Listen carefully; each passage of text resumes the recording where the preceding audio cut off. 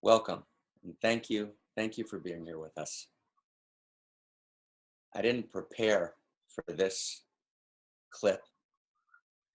I wrote myself a couple of notes, and for whatever reason, I'm thinking about Edmund Muskie. Many of you don't remember. He was a presidential candidate in 1972. I was in grade school, and a tear, trickled down his cheek in the snow of New Hampshire, and that essentially disqualified him, the country thought, from being president. So I thought of him because I feel like crying now. And since I'm not running for president, I guess I'm allowed to.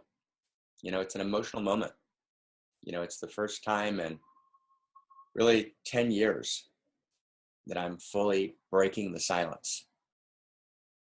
I've responded to false attacks, to distortions, in the most minimal way that I could over the last 10 years, because I believe in face-to-face dialogue. I believe in conversation. And one of the tragedies of this story is that that's been completely absent. In Israel, when the first false complaints were launched, and they're discussed extensively on this site, there was no conversation. I landed in Israel. There had been a couple of conversations between people when I wasn't there who had made claims. The claims as they were reported weren't true. No one talked to me. No one checked with me. No information was checked. No facts were checked. Action was taken, not only before any conversation happened, no conversation ever happened. There was never any investigation, never any forum, nothing. That means checking both sides. Any corporation, any law firm, any school, any organization would do that as a matter of course. Never happened in Israel. And that's been, once those false complaints were in place, the need to cover them up, the need to hide what had happened became the dominant motif, and a kind of intense demonization, was set into play, which was intended and successfully cut off any conversation. I was so completely paralyzed and shocked in the first 3-4 days. I just wanted to take it all on myself just to stop the insanity. Lots of mistakes were made then. And I've been looking since that moment 10 years ago for a place to have a conversation. And I've written email after email to key parties saying, let's talk, let's check information, let's clarify facts, actual facts, not just emotional facts, not just feeling truth, but actual truth. And there's been a consistent refusal on the part of the key parties, each one of them who's either directly or indirectly received some invitation, either written personally or sent by an intermediary, to dialogue, to talk, to engage. And so now, after the last smear campaign of 2016, I'm forced by integrity, I'm forced by goodness, by truth, by beauty, to break the silence and to actually speak the full truth. And so I just want to say in this opening invitation, about what's on the site and why it's here and what the different pieces are, you can find in the 4th video on this page, at the top, which is called Introduction to the Website. You can find below a site map, which tells you exactly what's here, what all the videos are, what they address. But now I want to say just 4 things which are just absolutely, key going forward. Number 1, and this comes from the fierceness of tears. It comes from the fierce integrity of a broken heart. I'm not going to be silent anymore. Right? That silence I maintained out of a sense of dignity and love. Love for people who had hurt me and attacked me publicly and worked to destroy everything that was precious to me, without conversation, without fact checking. And the people that supported them, for all sorts of reasons that people support other people in the history of politics, in the history of establishments, which is often tragically the history of corruption. Now I'm breaking the silence. I'm breaking the silence not because I wanted to, not because I sought this out, but because an untriggered, completely untriggered smear campaign was launched at the end of 2015 with an intensity, a malice, a ferocity that was shocking, which made so many false claims. False claim after false claim, distortion after distortion. Barack Obama, our president, just gave his farewell speech last night, and he talked about the culture of violence on the web, which people attack each other without regard to fact.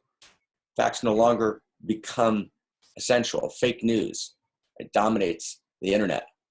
And new forms of internet abuse, kind of organized cyberbullying through smear campaigns.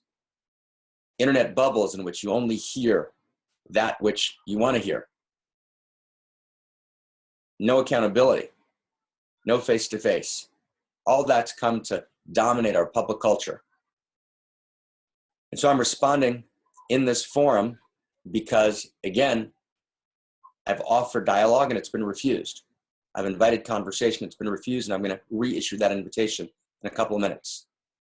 But first, I want to say the first of four things is, and I say this sadly, but with fierce determination, if there are any further attacks which contain distortion or falsehood, we're going to respond at the Center for Integral Wisdom within 1 day, with the full extent of responses available. We'll first respond with full information, full disclosure, full integrity, because silence has been interpreted not with the grace and love with which we intended it, as a silence of presence, as a dignified silence, but the silence has been a silence that's been taken advantage of, that's been hijacked to fill with untruth and distortion and malice. And that's no longer okay. So we will, as a matter of policy, respond within 24 hours, full disclosure, full information, full integrity, to any further false attack, distortion, false information, and we'll examine fully also a response within the full extent of the law. We've retained an excellent law firm that's been working with us for 8 months now, that understands the violation of integrity that's taken place here, that's fully committed to go to the mat, the full distance, or whatever is required for full and appropriate response. And I completely appreciate their commitment and their integrity. So that's number one. Two, that's not the place I want to come from. I have offered again and again, and I've gone over with our team. We've pulled together all the emails, starting from 2001, when old stories from 36 years ago, distorted stories, first came to my attention. A story about a relationship I had. A young woman I met when I was 19, she was in the first year of high school. We were deeply in love with each other. We engaged in teenage necking. I didn't know that relationship was distorted until almost 25 years later.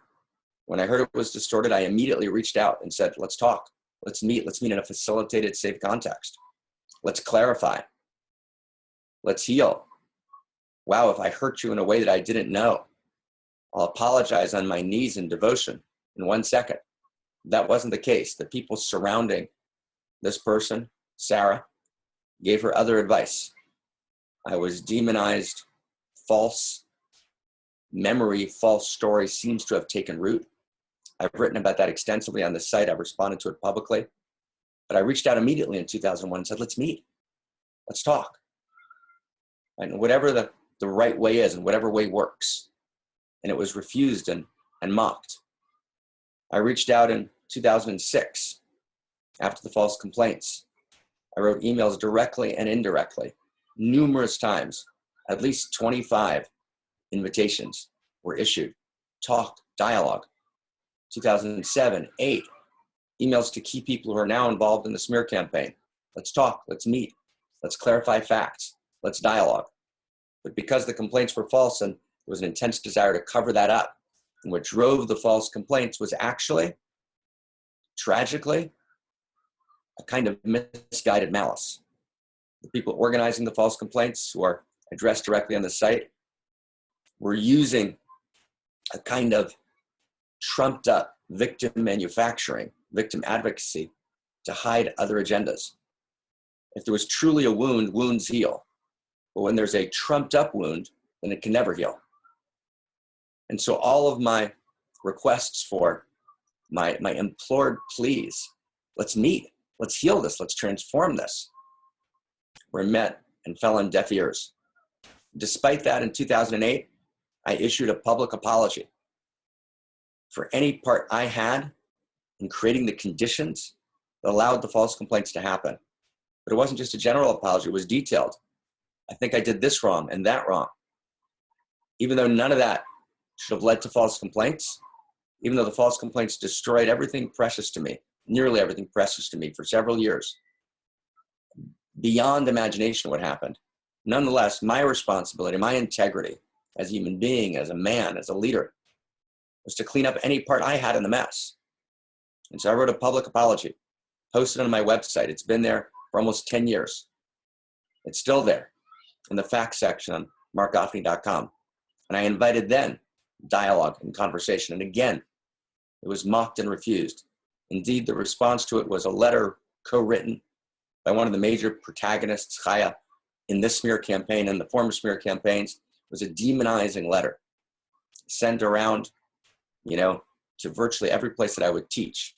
A Google alert was put on my name, and every time I would teach, they would send this letter around, which was just dripping with vitriol, malice. And again, I invited conversation. Hey, let it go. Let's give up being right. Let's talk to each other. And sadly, again, it didn't happen. So I'm once again issuing that invitation, a genuine invitation to conversation, to face-to-face meeting. We talk about Palestinians and Israelis creating truth and reconciliation. We're talking about people who have suffered the worst losses, the most brutal murder of children. Each side devastated. And yet we demand, right, on the left and on liberal progressive circles, that Israelis and Palestinians meet and make peace. And yet we can't meet and make peace? Really? We can't create truth and reconciliation. And truth and reconciliation has to include everything, right? To come meet, to dialogue, everything's got to be on the table. The false complaints in Israel, right? Clarifying facts, the smear campaign, right? Et cetera, et cetera, et cetera. Anyone, all damages, all the hurt that anyone feels about anything, myself, my family, all the people that surround us, the damages that were caused, anyone who feels that I hurt them, on the table. Let's talk about it. Let's heal it. Let's transform it. And to kind of accuse me of having occult powers, or to be being a black magician, and to infantilize yourselves as a way to avoid dialogue, right? To demonize as a way to avoid responsibility, not okay. Not okay. So I am inviting with all of my heart and all of my soul and all of my commitment and everything that's precious to me in the world. Let's sit and put everything on the table and all give up being right. And as a prerequisite to coming to the table, there's an appropriate, powerful in the sense of being effective, wise facilitation. Our prerequisite is we're here not to punish. I'm not here to punish anyone for false complaints or for damages. And I'm not here to be punished for someone who feels hurt. I'm here to take responsibility as part of us all taking responsibility. I'll apologize again. I've apologized time and again on my knees in devotion for any hurt in the normal arc of human relationships. But I won't take more on myself than is appropriate. To take less responsibility is a violation of integrity. To take more responsibility than one should, as I have at several points in this process, simply wanting to create resolution, is also a violation of integrity. We have to take the appropriate amount of responsibility. There's a contribution system. There's 100% in the contribution system. Whatever percent I have, I'll take 100%, whatever that percent is. And everyone else has got to come to the table and do that as well. And imagine what that would be. Imagine what that would look like. Imagine what a model that would be for healing and transformation. Wow. I mean, it's almost beyond imagination.